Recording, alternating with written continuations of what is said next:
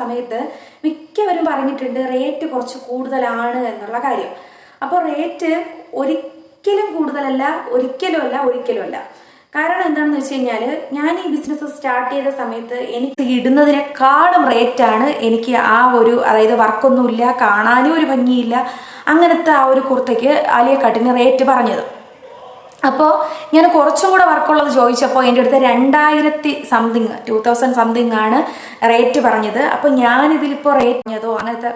പിന്നെ ഒരു കാര്യം പറയാം, ഈ ഒരു വീഡിയോ ജീവിച്ചിരിക്കുന്നവരുമായിട്ടോ ഇല്ലാത്തവരുമായിട്ടോ എന്തെങ്കിലുമൊക്കെ ഒരു സാമ്യം നിങ്ങൾക്ക് തോന്നുകയാണെന്നുണ്ടെങ്കിൽ തികച്ചും സാങ്കല്പികം മാത്രമാണ്.